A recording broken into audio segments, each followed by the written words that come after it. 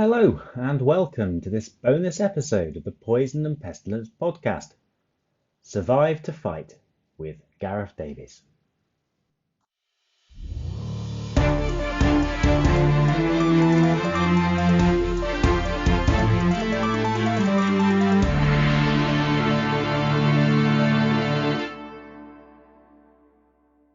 So here at Poisons and Pestilence HQ, we're always eager to find new ways to explore the dark, weird, and esoteric history of chemical and biological weapons of warfare. And by we, I of course mean me, in my shed. As part of this quest, I have been bothering people on social media to provide me with introductions to these issues from different professional and technical perspectives, and it has worked.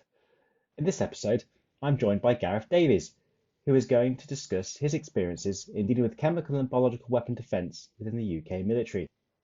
Gareth is also something of a military history buff and unrepentant tank addict, with his first book on tanks in the latter part of World War I being published with Helion next year.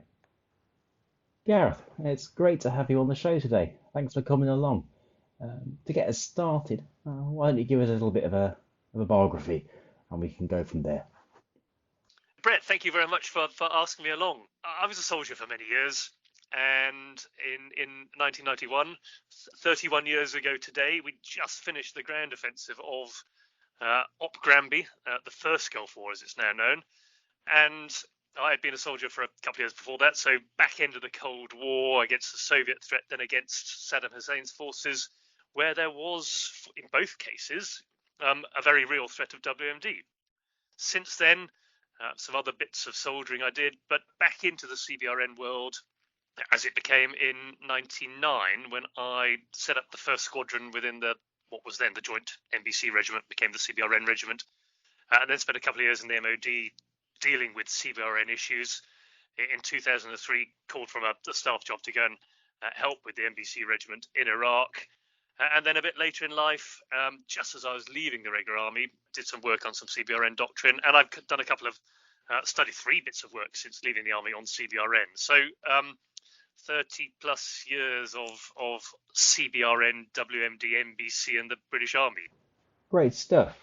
So we thought in this show we'd work through your sort of Cold War experiences of chemical and biological defence, and then from there potentially we could look into how this fed into preparations for the first Gulf War. So before we get into all that, perhaps it makes sense to talk a little bit about the kind of basic aspects of chemical and biological weapons and defence against them, which I assume have changed to some extent during that 30-year period. The physics of nuclear warfare and radiation and the chemistry and the biology of chem and bioweapons, that hasn't really changed. Yes, some people have developed weapons that are slightly different to the ones that we were facing 30 years ago.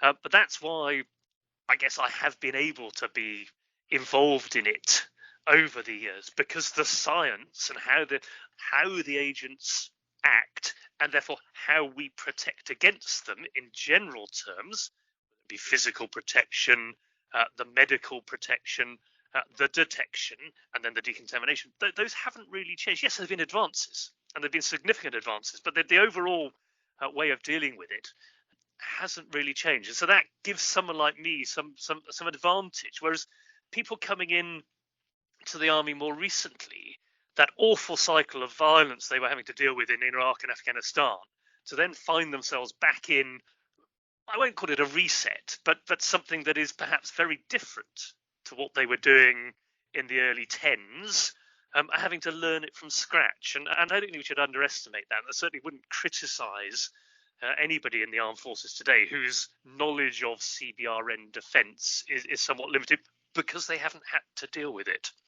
But yes, going back to the Cold War, it was very much part of the threat. I was, as a young officer, commanding a troop of tanks. We were sat in eastern West Germany. I was in a place called Hildesheim. It was about 15 miles, something like that, from the inner German border. And so there was there were sort of a number of aspects there. First of all, the locals knew that the Soviets, the Russians, were the other side of that border, and there was to some extent an understanding of why we would be there. And for us, the threat from Third Shock Army was the one we were facing, and the various elements of it, Second Guards Tank Division, I think, and various motor rifle regiments. We knew that. We knew the order of battle. We didn't know the personalities. I had no idea who the divisional and army commanders were, but we knew that. And we when we went on exercise, whether it be in North Germany or when we went on exercise in Canada, the threat, the opposing force, the enemy we were fighting was the Third Shock Army. So it was a real enemy. It wasn't an invented organization, the Danovians or the I can't remember the names we've used subsequently. It was a real enemy because there was a genuine threat. It was receding, I accept. And then the Cold War came down. But so as part of that, we trained in conventional warfare, and we trained to protect ourselves from nuclear and chemical weapons. The bio wasn't really an issue. We didn't know anything about that. And the radiation side of life was part of the nuclear. It was it was a fallout from that, no pun intended. So, Very welcome here. So we went from sort of N small b C to CBRN. Well, it's the N and the C we were dealing with. And it was more the C that was sort of drummed into us.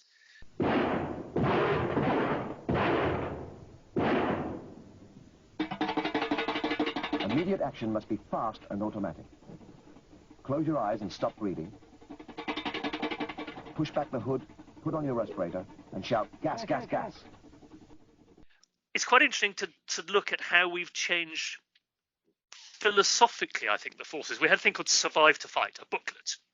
It was half A4, which is A5, isn't it? Yes, A5 sort of sized, but landscape in a sort of plastic folder, and it was sort of waterproof pages, and it was an idiot's guide, idiot describing me, the person reading it, guide to how to deal with NBC when it is used against you.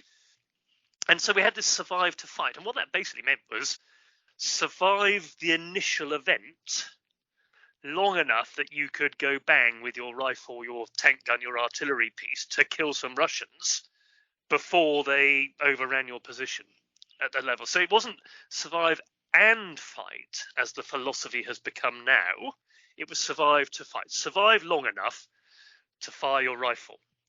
And we spent most of our time looking at the threat from chemical weapons. Chemical warfare can kill, seriously injure, or incapacitate. These agents can be employed in liquid, aerosol, or vapor form, and can be delivered by shells, bombs, mines, missiles and grenades, or sprayed from low-flying aircraft.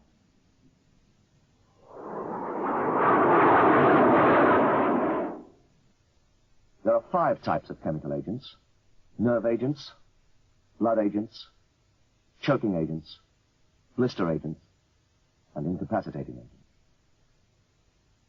The chief purpose of the first 3 is to kill. Blister agents may also cause death, but their main object is to damage the body both inside and outside. This can be short-term, long-term, or permanent. Incapacitating agents are intended to put you out of action without causing permanent damage. The traditional way, well, there are a number of ways in which you can categorize chemical weapons, as you know. We could look at the persistency, how long does it last? So non-persistent versus persistent. And there's a sort of doctrinal Soviet way of looking at that. So, for example, non-persistent weapons, which could be a nerve agent, but probably going to be something like hydrogen cyanide, a blood agent. I think the thinking then was that the Soviets would use those weapons ahead of an attack. So they would force us, first of all, they would have some impact on us. They would kill some people, they would injure some people. But the real theory is they would force us to put our gas masks on, our respirators. And it's harder to operate a weapon system if you've got your gas mask on than without one on. And so that was part of the use of a non-persistent. But they would then follow that up with an attack. So by the time the Soviets got there, hopefully it's all gone. And I think in sort of persistency terms, Hydrogen cyanide is a blood agent, is lighter than air. It's a gas. I think some of the other sort of non-persistent agents, some of the nerve agents, which could be, there's two types, aren't there? G and V. The sort of GB and was sort of petrol, I think we used to think of it. So on a hot day, it would go away quite quickly. GD was perhaps a sort of a what's that kind of oil? Sort of sewing machine oil. That meant you were probably about to be attacked if it was a non-persistent agent. Knowing it was a non-persistent agent versus a persistent one was important for two reasons. One, to know that it's probably going to be gone soon, so you can take some of your protective measures off. But two, you're probably about to be attacked. So just talk me through quickly what you mean by persistent chemical warfare agent and what they were used for. They were used as area denial. Throw Yes. that around somewhere, dump a whole load, whether it be an airfield or a logistic base, or just a defile, or a piece of ground that we might want to move over. By bunging something persistent down, the chances are we would be less inclined to go into that area. And I think that would be absolutely right and proper. Were we about to go and charge through an area that was dripping with thickened VX? Probably not. So we had the lowest level, we had a thing called 3-color detector paper, 5 centimeters by 8 centimeters, something like that, which had a sticky back to it, and you stuck it on your NBC suit, your noddy suit. If it got a drop of chemical agent on it, it would turn blue. I think that was only nerve. I can't remember if mustard did anything like that. Then there was a thing called 3-color detector paper, which wasn't sticky and was only issued to commanders. And you could use that. You could sort of tie it onto a stick or something and prod around. And that would detect between H, so which is mustard, G nerve, which is generally non-persistent, but we can send, or V nerve. And I think it was a red, yellow, red, amber, green type color coding on that. I may have got that slightly wrong. I think 3-color probably still exists. H, can I make a plea to everybody about mustard? Sure. Mustard gas isn't a gas. and I'm sorry, that might sound awfully pedantic, and hopefully it'll be the only pedantic point I make on this chat. But it's not. It's I don't know, it's a bit like diesel. It's a liquid which then creates a vapor, and so it's really not a gas. It's the liquid attacking you that does the problem. And as I understood it, part of the reason, so like Eperite, which came at the end of the First World War, was in theory, as I've not got the toxicology in front of me, but in theory would have been more dangerous than mustard, but it didn't have the right kind of physics behind it. It didn't stick around. And as they worked out that actually you could modify mustard mixes to make them stickier and more persistent. Yeah, I mean, it goes back to what we were talking about, the use of non-persistent versus persistent. What is the aim of the chemical weapon that you're throwing at your opposition? If you want to stop people going to an area, yes, you want to damage them, you want to kill them, you want to injure them, but if you want to kill people, actually, high explosives probably a lot easier. It's like the Scud missile, and I'm sure we'll talk about these later. The Scud missile that is fired with a chemical warhead that lands on your headquarters, actually, is it going to kill more people than the Scud missile with high explosive that lands on your headquarters? Probably not, because you've taken a lot of the bang out to put the chemical in. And by throwing the chemical around, you make yourself a pariah in contravention of all those legal conventions. So why not stick to high explosives? So it's not the killing per se. It's the damaging. It's the causing casualties, which clog up your evacuation chain. And if you've got a chemical casualty, that really does clog it up. Or you're forcing your opponent to put his gas mask on, his noddy suit, his gloves. Wearing thick marigolds, trying to operate a weapon system is much harder. You can't really eat and drink. Yes, we had a drinking tube, and there's a drill you can do to decontaminate to eat, but it makes life a lot harder. Just doing daily activity like going for a pee is harder when you're wearing this, just because you have to undo things and it doesn't have zips and so on.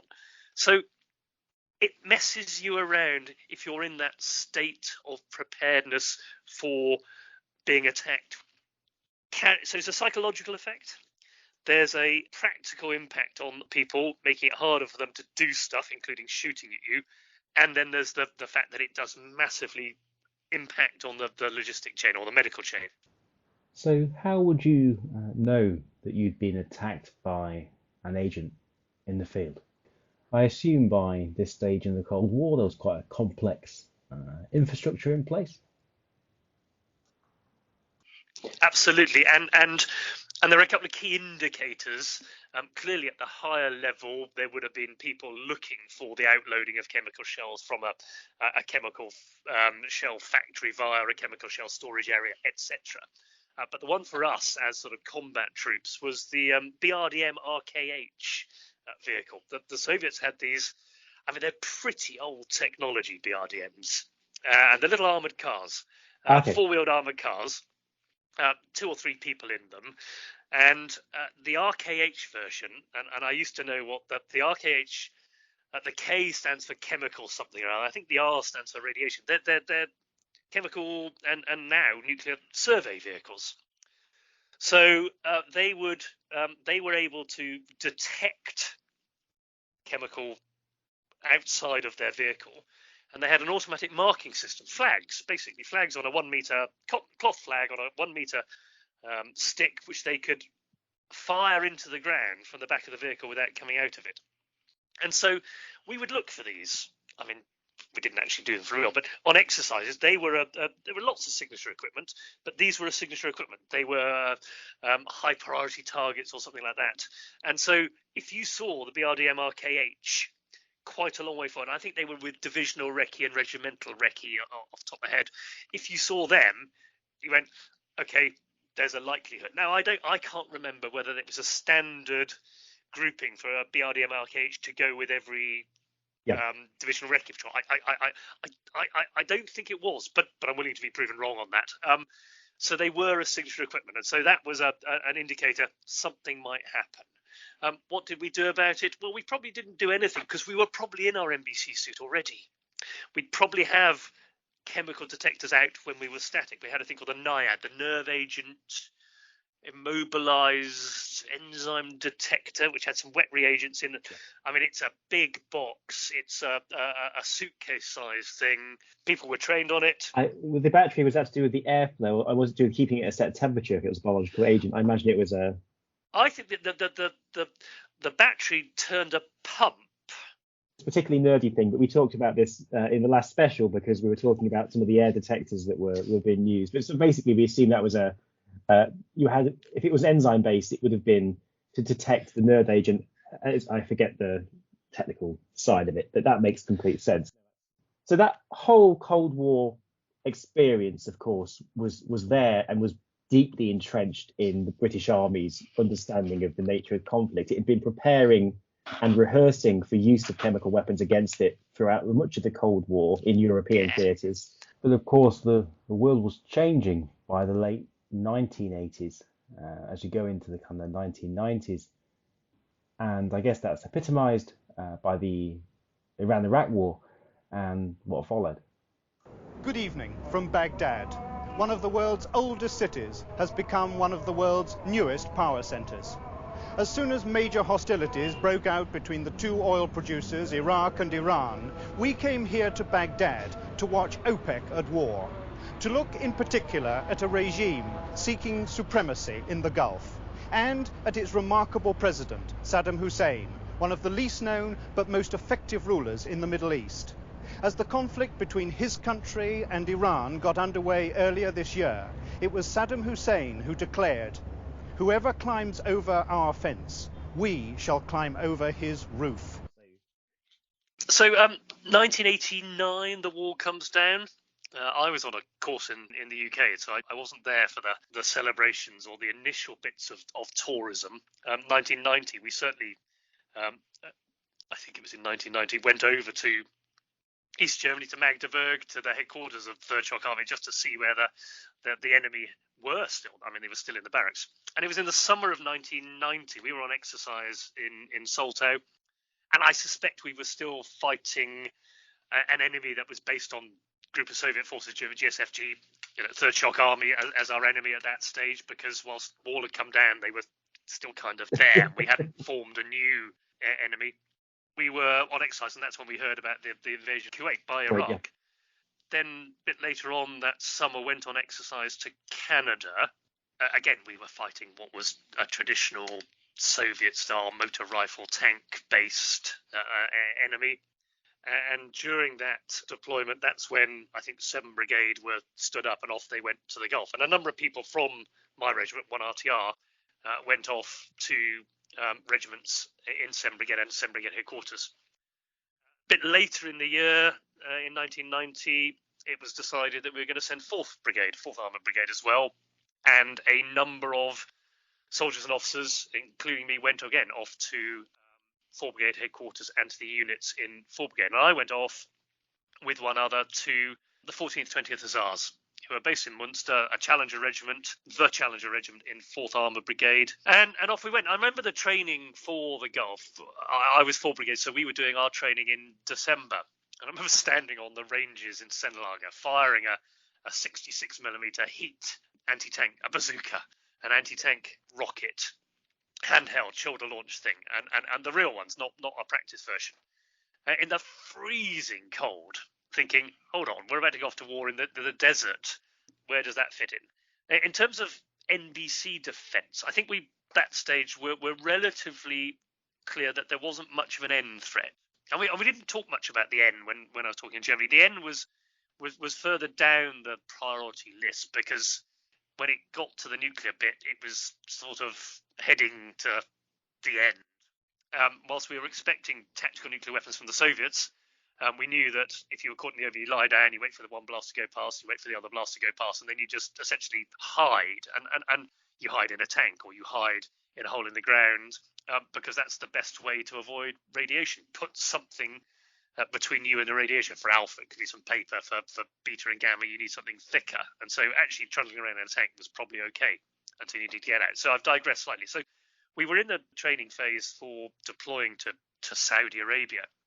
And we certainly had lectures, I remember, on chemical warfare defense. And we made sure that our respirators, our gas masks all fit. So we went in the gas chamber, as it was known. And we all got given brand new respirator filters. We used to use training filters in Germany, so we got a brand new filter plus a spare.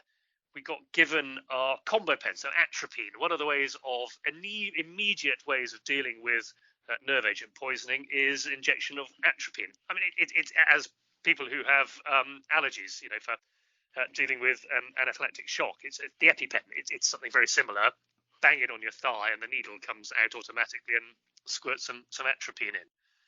We got given those, which were for real. We got given the pyridostigmine bromide, the nerve agent pre-treatment set naps, which none of us had really seen before because we talked about them. But, they're 28 blister tablets in a blister pack in a little plastic insert. I think I've probably got one of the plastic inserts somewhere. And what we found was when you put all this into your respirator haversack, actually it didn't really fit that well. And we'd never tried to get it all in there. So it was getting used to the real stuff.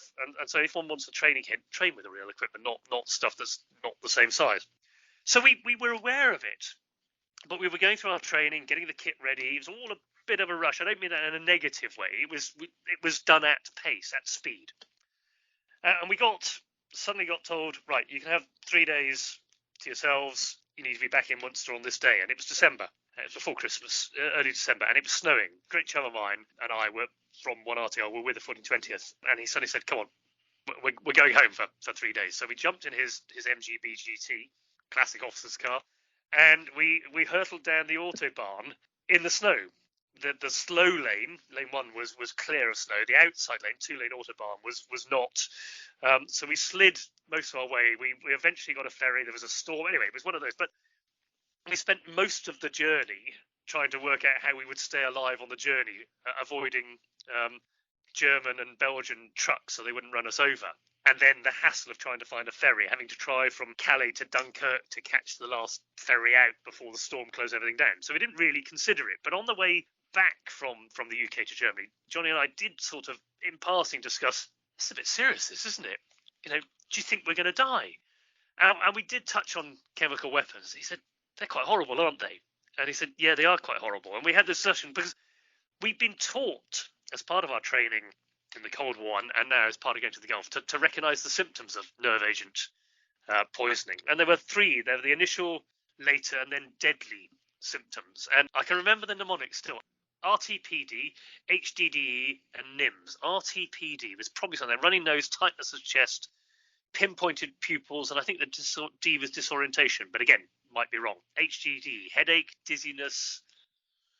Can't remember what the other two are. And the final ones were nausea and vomiting, involuntary muzzle spasms, involuntary urination and defecation, muscle spasms, and S for stoppage of breathing.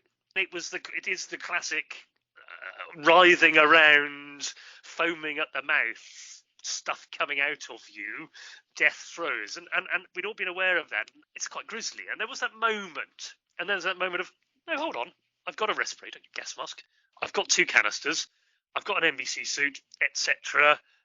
We can deal with this. So there was a bit of discussion amongst us, but again, I think a lot of the concern was, yeah, he's also got some missiles and some rockets and some artillery and lots of men with AKs that could kill us. So in the greater scheme of things, it wasn't bad.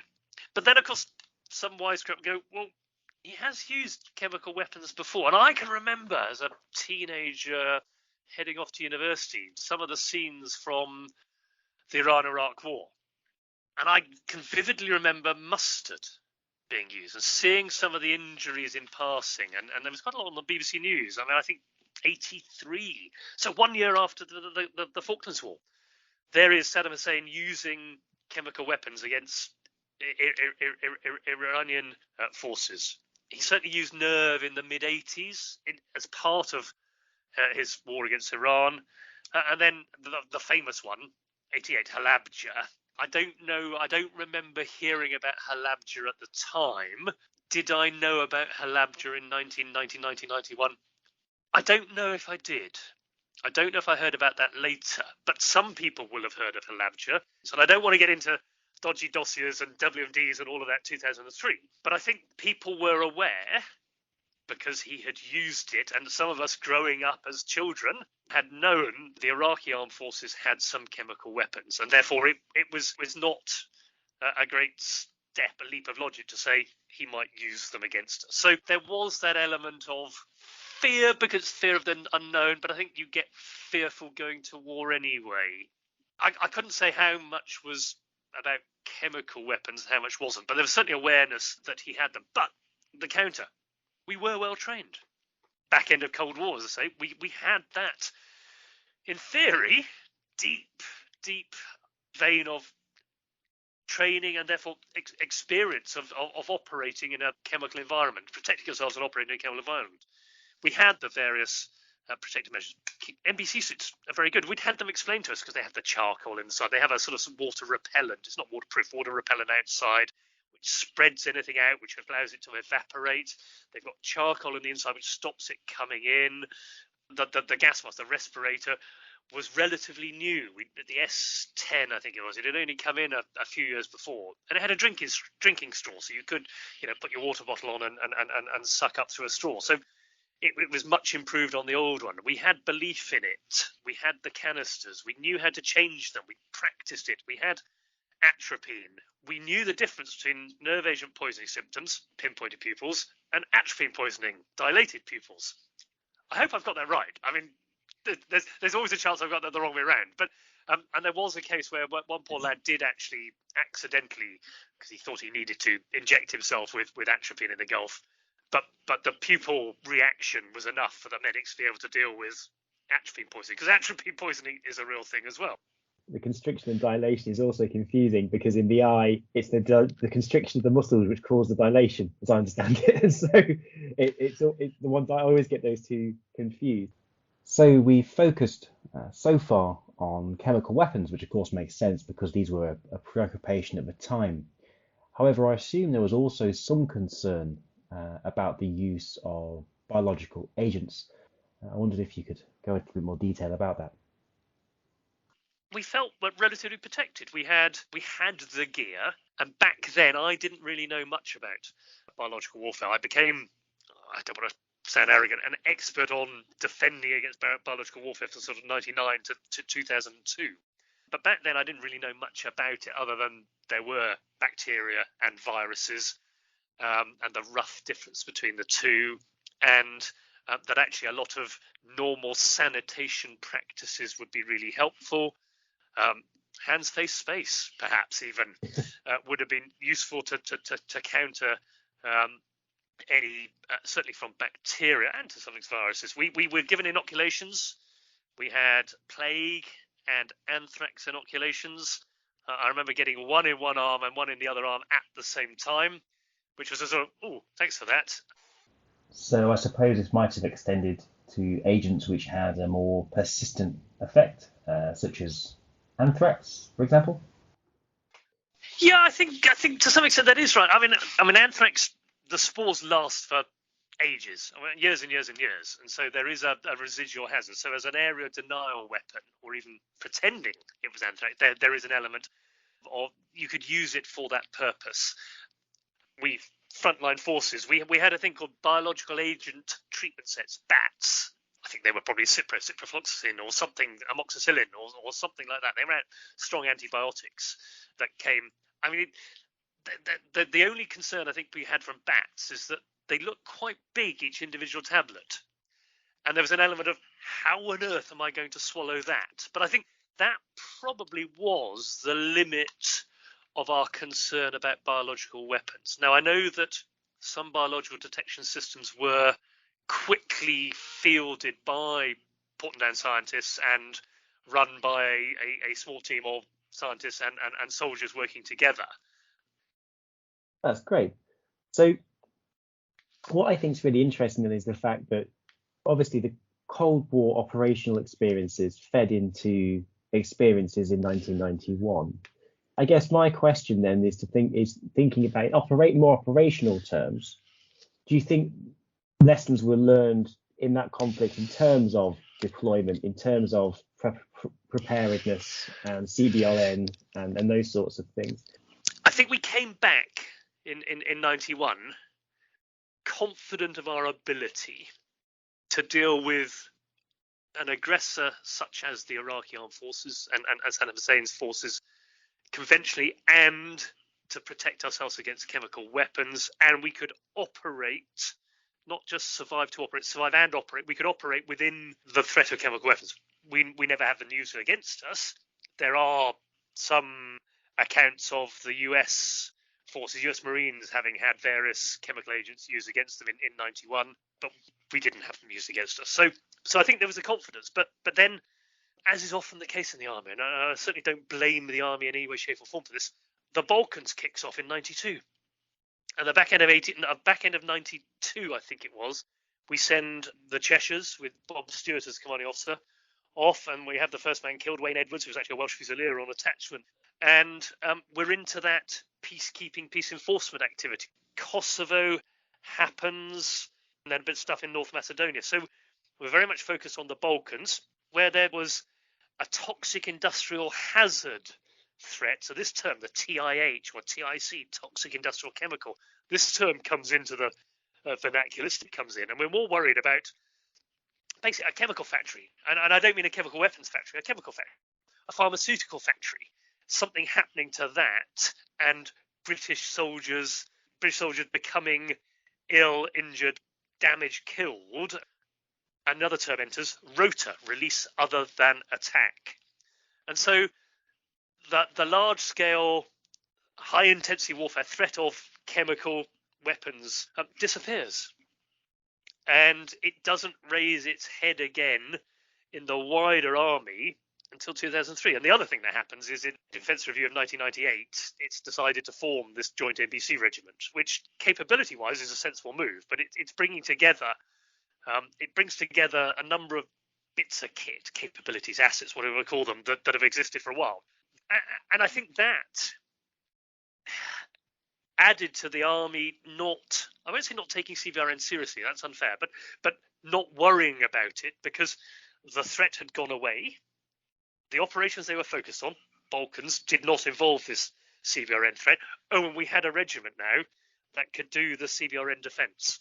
And it wasn't until 2002, as we were planning for 2003, that I'm back in the CBRN world and had been for a while, and actually did a couple of road shows, one to 16 Air Assault Brigade, the Paras, up in Colchester. They were taking it very seriously. They, by their own admission, said they'd been focused on light forces stuff for such a long time.